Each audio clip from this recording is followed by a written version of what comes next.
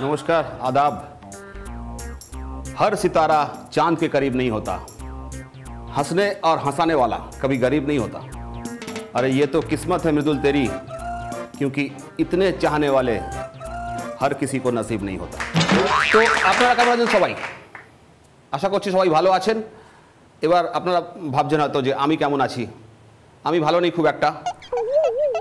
তার প্রথম কারণ হচ্ছে আমি বিবাহিত।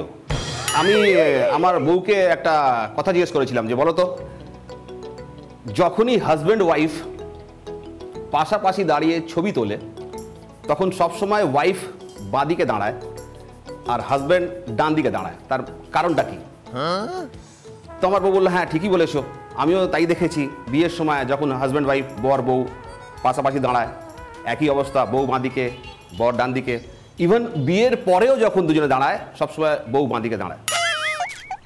তো মা কালী দিব্যি বলছি, আমি যে কারণটা বলেছিলাম তারপরে আমার বউ 3 দিন বাড়িতে রান্না করেনি। হোম ডেলিভারি থেকে বাড়িতে খাবার এনে খেতে হয়েছে। আমি বলেছিলাম শোনো গিন্নি, অ্যাজ পার মাই লজিক ব্যালেন্স শিটে লায়াবিলিটি সবসময় বাঁ দিকে থাকে, অ্যাসেট ডান দিকে থাকে। তো যাদের বিয়ে এখনো অবধি হয়নি তাদের জন্য আমার একমাত্র সাজেশন, যদি বিয়ে করতে হয় চাঁদের মতো মেয়েকে বিয়ে করবেন। কেন? রাত্রিবেলা আসবে, দিনের বেলা চলে যাবে। আমার এক বন্ধু আছে আর কি, তো ওরও অ্যাক্সিডেন্ট হয়ে গেছে, মানে অ্যাক্সিডেন্ট বলতে বিয়ে হয়ে গেছে।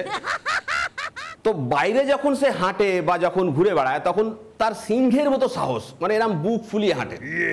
তো সেদিন আমি তাকে জিজ্ঞেস করলাম, কিরে তুই যখন বাইরে হাঁটিস তখন বুক ফুলিয়ে সিংহের মতো হাঁটিস, তা বাড়িতে গেলে তোর কি হয়?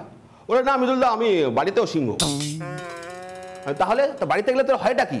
বলে মৃদুলদা আমি বাড়িতেও বললাম আপনাকে আমি বাড়িতেও সিংহ, কিন্তু ওই বাড়িতে গেলে না ওই পিঠের ওপরে দুর্গা বসে পড়ে।